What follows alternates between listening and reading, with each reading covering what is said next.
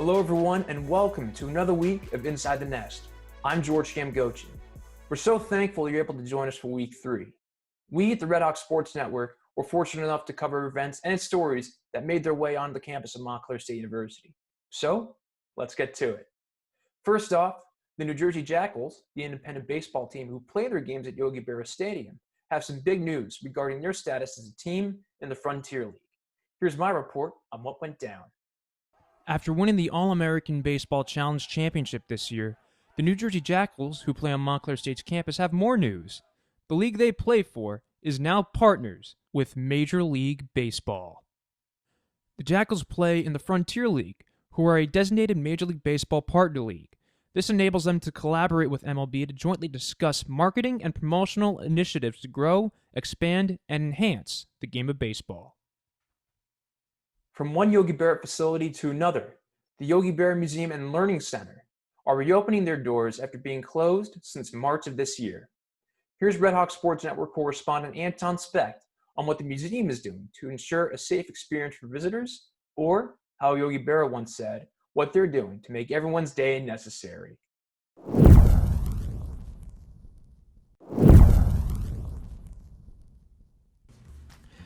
On Friday, September 25th, the Yogi Berra Museum and Learning Center opened its doors for the first time since closing on March 13th due to the COVID-19 pandemic. The museum has taken necessary precautions to maintain nationwide protocol by implementing mandatory masks, social distancing, and closing off some of the interactive exhibits. Now, although this museum resides right here on MSU's campus, many of our students are unaware of the magic that awaits inside. My name is Anton Specht, and I'm here to give you 5 reasons to visit this museum before you graduate. The museum only has 4 main rooms and takes anywhere between an hour and a half to 2 hours to see and read everything there is. It's very easy to get through it all and come across its interactive exhibits, including the virtual pitch machine and trying on gloves throughout the generations of baseball history. When you walk into the museum's theater, you're actually walking into a small replica of Old Yankee Stadium. The theater has decorations that mimic the old ballpark and even includes an authentic banner from the 1951 World Series team. Like any museum, this one is loaded with incredible baseball memorabilia featured from not only Yogi's life, but the New York Yankees and baseball as a whole. Even if you're not a fan of the sport, who couldn't appreciate seeing a few MVP awards and championship rings?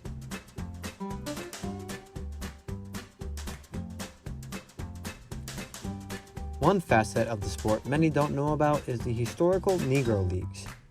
The museum's newest exhibit covers this lost era of baseball to shed light on the importance it had to the game we know and love today, not to mention its relevancy to today's national climate. When you're going to a museum about one particular player in history, you should assume he left a large impact behind him. Yogi Berra wasn't just a legendary ball player. His parents were Italian immigrants, he was a veteran of the Navy, but above all else, he was a family man. Yogi did so much for the game of baseball and for the world around him. What else, you might ask? Well, come to the museum and find out. Besides, you never know who you may meet.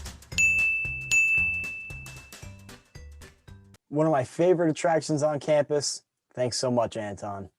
Speaking of legends in history, 50 years ago, the Montclair State football team finished off an 8-1 season with a second straight NJAC championship and a 7-6 victory over Hampton-Sydney in the Knute Rockne Bowl. To honor the 50th anniversary of that team, we'll be highlighting them over the next few weeks. This week, I had the pleasure of sitting down with assistant coach Don MacKay to talk about the squad.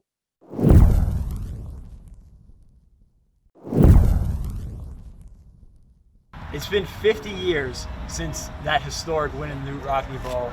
How crazy is that? The fact that I'm going to be 80 this year makes it even crazier, but it seems more like 20 years. I've been able to stay in contact with quite a few of the guys from the team. As a defensive coach, you guys get the points on the board early. What's your mindset? Well, they were ranked the #1 offensive team in the country. Their tailback was a freshman named Tracy Powers, and he was leading the country in rushing. We were leading the country in defense. So it was a matter of our defensive line, which was really solid unit. But we had two linebackers, Pete Contaldi and Bobby Jensen, who were just outstanding. Later on in the game, they set up for a field goal. And the head coach afterwards said, we knew that we could isolate our tailback on Pete Contaldi and beat him on a fake field goal. And if you were to time Pete in a 40-yard dash, you could use a calendar. But he had football smarts, he knew where to go and when to go. And when they tried their fake field goal, it was up the left side. Pete was step for step with their speed back. In his slow speed, he was right there with them, knocked them down, and that was the end of that attempt. I saw you before when you got here, step out onto the field and just take a look around. How much have things changed in the last 50 years? First of all, this field was a grass field, and it was absolutely immaculate. And I used to like to recruit Hudson County kids, and I would bring them out here, and they'd come out and feel the grass because they all played on dirt. They loved the grass. When we used to play Jersey City State, we would play them at Roosevelt Stadium, and they played a lot of high school games there. We would line everybody up before we got dressed, line everybody up on the end line, shoulder to shoulder, and march the field to pick up broken glass and pop tops and all kinds of junk that were on the field so you wouldn't get fragmentation wounds. It was different. Thank you for joining us here on Inside the Nest. I'm Jack Bartek, and that was Coach Don MacKay from the 1970s Montclair State Redhawks Knute Rockne Bowl winning football team. Thank you, Jack, for that incredible interview with Coach MacKay and the 1970 MSU football team. It was great to hear his opinions on the team 50 years later while also seeing some highlights and footage. This week, I was able to cover the MSU Pep Band, who is still playing despite no games being played.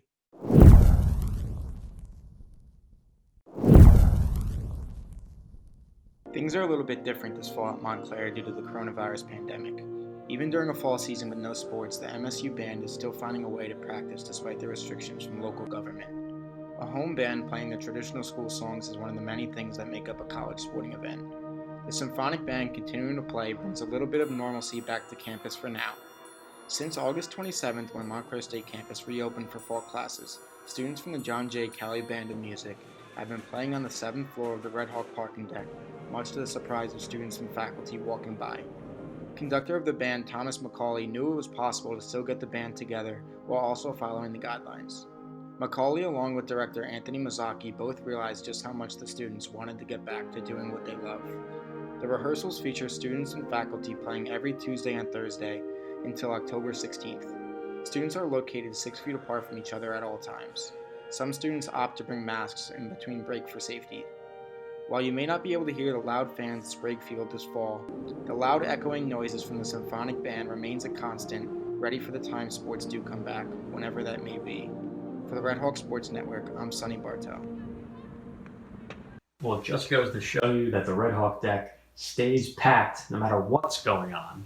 It's packed now, and it was certainly packed a year ago today when the men's soccer team took on Rutgers Newark at MSU Soccer Park. And that is the focus of this week's installment of the Red Hawk Year in Review for October 5th, 2019. Check it out. Men's soccer team took on Rutgers Newark under the lights at MSU Soccer Park just 1 year ago today and got on the board in the 20th minute with this diving header from leading scorer Oscar Sanchez, his 8th of the season. Later in the half, it was this save on a penalty kick that set up a powerful finish by freshman Justin Goldberg to send his team to the half with a 2-0 lead.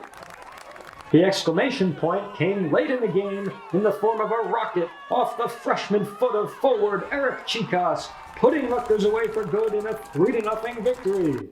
That victory sent Montclair to a record of 9-4 on the season. Now, if you excuse me and my totally real lab coat are going to go do some totally legitimate science.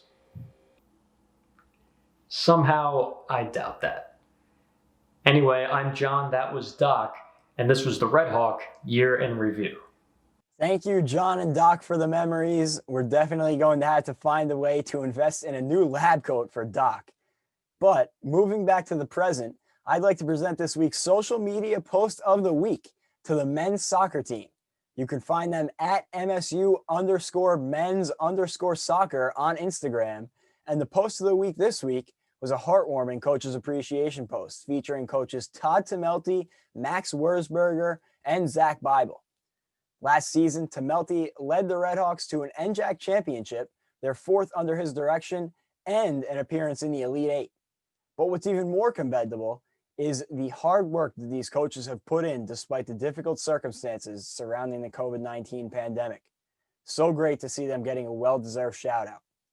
That is all the time we have for this week, but tune in next week, same time, same place, for all your Montclair State athletics news.